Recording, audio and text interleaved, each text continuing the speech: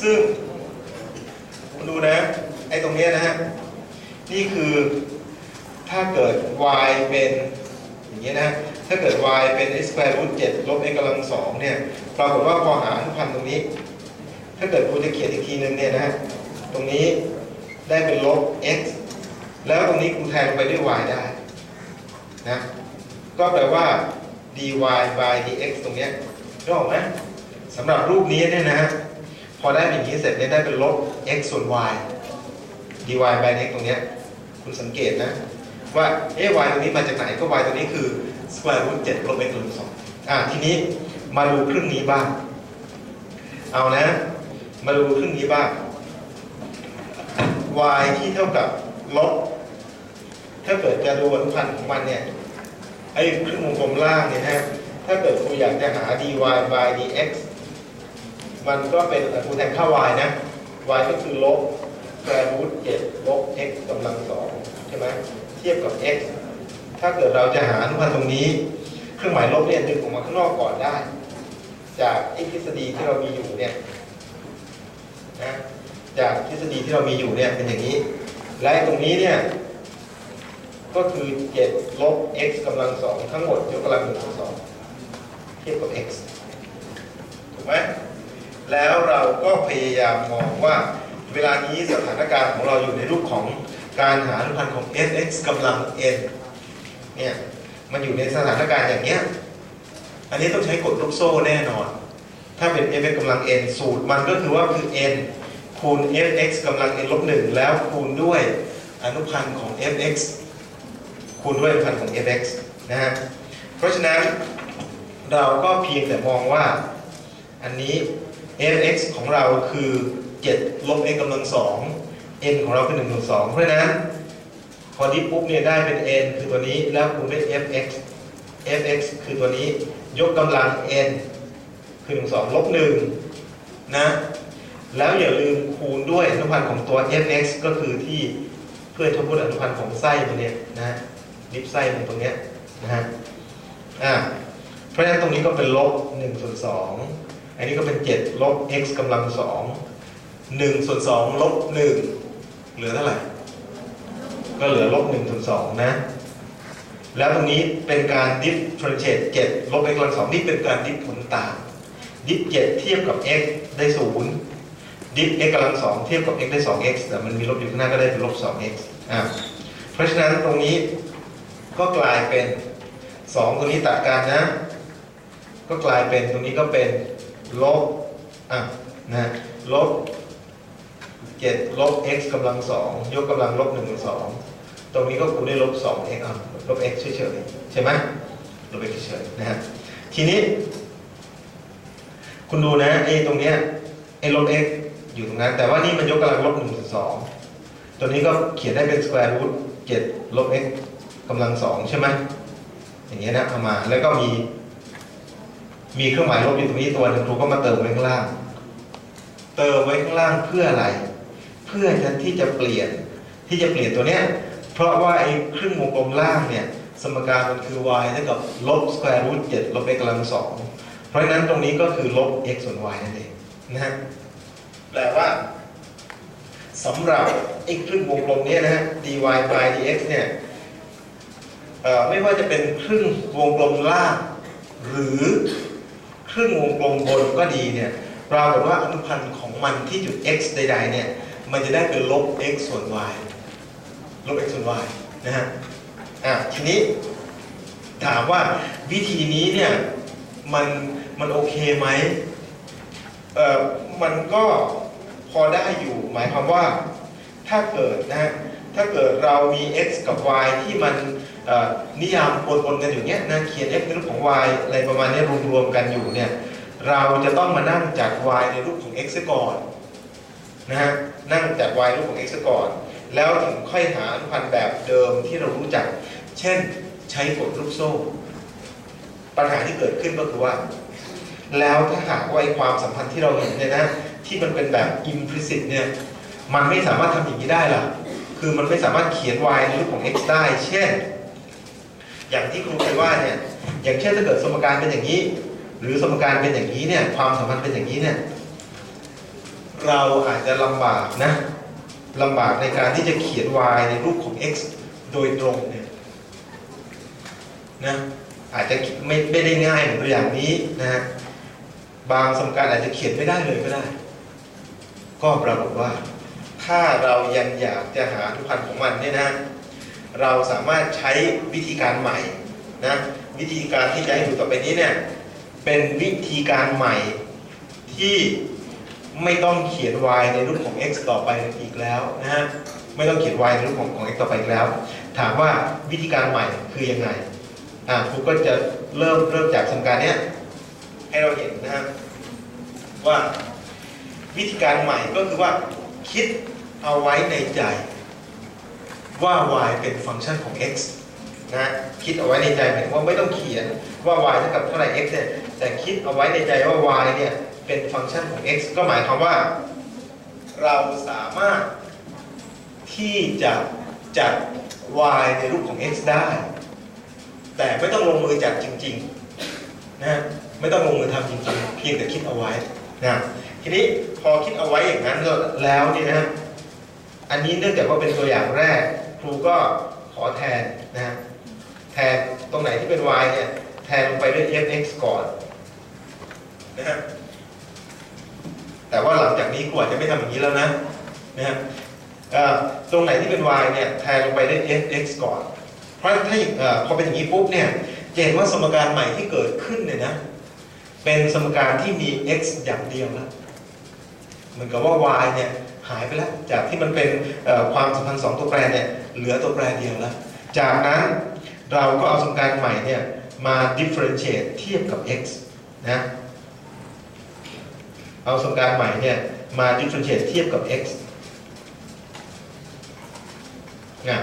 เวลาที่ดิฟเทียบกับ x เนี่ยก็แปลว่า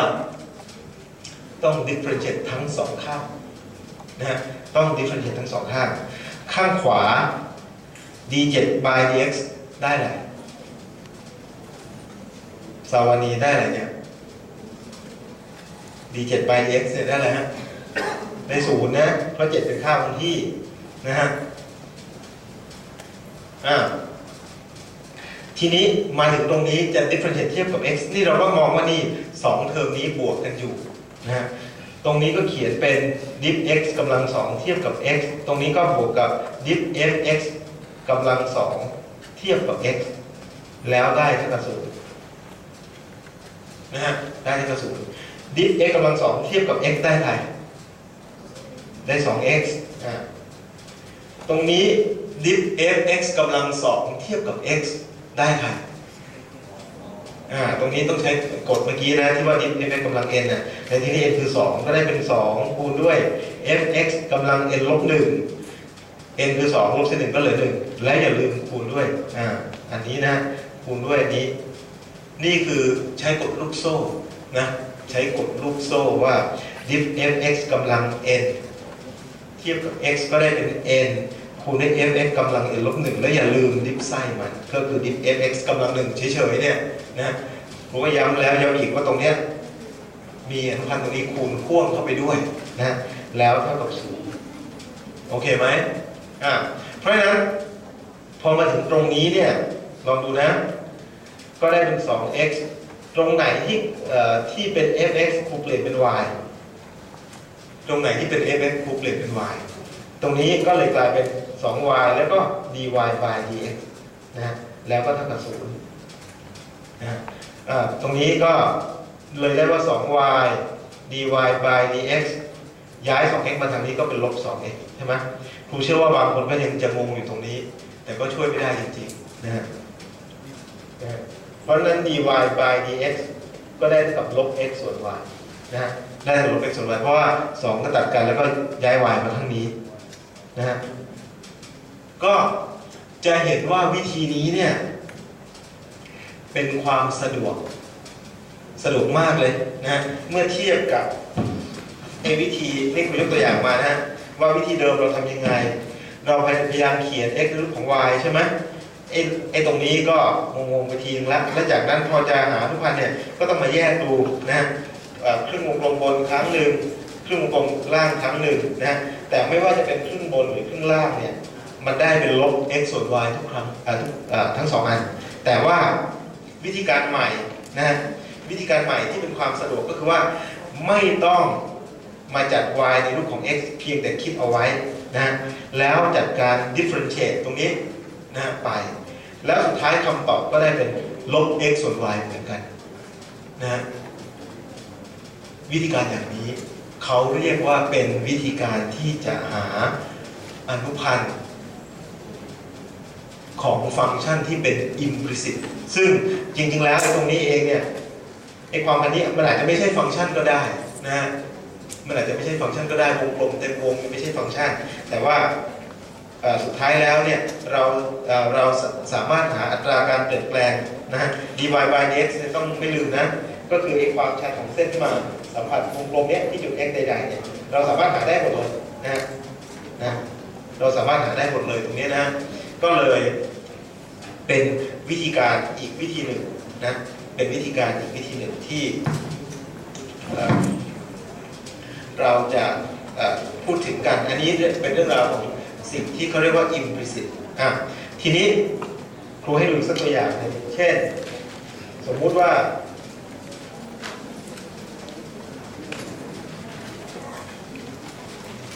อันนี้นะสมมุติว่าครูมีสมการเป็น x กำลัง2คูณ y บวก x บวก y กำลัง2บวก3เท่ากับ0นะสมการนี้ถึงแม้จะจัด y ในรูปของ x ได้เนี่ยนะแต่ก็จะไม่ทำตรงนี้เพราะว่าจัด y ในรูปของ x ได้ก็จริงอยู่แต่ว่ามันก็ตอนนี้ไม่มีความจำเป็นละไม่มีความจำเป็นที่จัด y ในรูปของ x แต่ถ้าเกิดเราอยากจะหา dy by dx เนี่ยเราจะทำด้วยวิธีการต่อไปนี้นะฮะคือตรงไหนเป็น y เนี่ย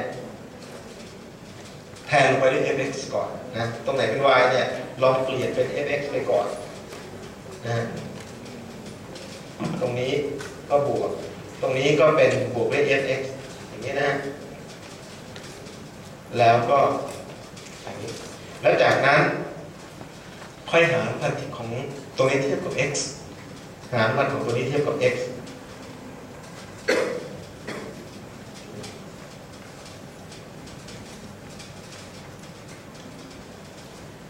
ดิฟเฟอเรนซ์ตรงนี้เทียบกับ x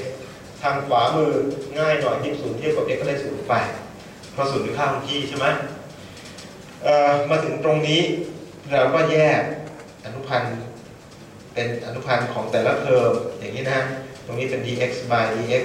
ตรงนี้เป็นบวก fx เทียบกับ x บวก3เทียบกับ x แล้วก็ได้0อย่างนี้นะเทอมนี้2เทอมนี้มันทำอะไรกันอยู่มันคูณกันอยู่ก็มีสูตรอยู่แล้วดิฟผลคูณนะฮะดิฟผลคูณก็เอาตัวหนึ่งตั้งเช่นเอา x กำลัง2ตั้งก่อนแล้วก็คูณอนุพันธ์กับอนุพันธ์ตัวหนึ่งแล้วบวกกับตัวที่เราดิฟเห็นแล้วตั้งแล้วดิฟกับตัวนี้ดิฟ x กำลัง2ได้ 2x แล้วก็มาคูณกับ fx นี่เทอมแรกก็ได้อย่างนี้นะเทอมแรกก็ได้อย่างนี้บวกกับตรงนี้ dx by dx ก็ได้1dx by dx ก็ได้1บวกกับตรงนี้ diff fx เทียบกับ x ก็โอเคก็ตั้งไว้เฉยๆนะฮะ diff 3เทียบกับ x ได้0ไปนะฮะแล้วตรงนี้ก็เท่ากับ0เพราะฉะนั้นตรงนี้หมดแล้วเราค่อยเปลี่ยน fx กลับมาเป็น y ทีหนึ่งตรงนี้ได้เป็น x กำลัง2แล้วก็ dy by dx บวก 2x y บวก1แล้วตรงนี้ก็บวกด้วย dy by dx นะฮะแล้วก็เท่ากับ0พอมาถึงตรงนี้เนี่ยเราก็สามารถที่จะหา dy by dx ได้แล้วนะรวบเทอมเช่นเอาเทอมนี้มาลงเทอมนี้จัดเทอมใหม่ได้เป็น x กำลัง2บวก1นะดึง dy by dx ออกมาใช่ไหมเพราะสัมประสิทธิ์หน้านี้คือ x กำลัง2สัมประสิทธิ์หน้านี้คือ1แล้วตรงนี้ก็กลายเป็นครูก็ย้ายไปข้างได้เป็น-1 -2xy นะฮะ-1 -2xy เพราะฉะนั้นก็เลยได้ว่า dy by dx เนี่ยตรงนี้อาจจะดึงลบออกมาเป็น-1 บวก 2xy แล้วก็หาด้วย x กำลัง2บวก1ก็ได้อย่างนี้นะฮะก็ได้อย่างนี้นะ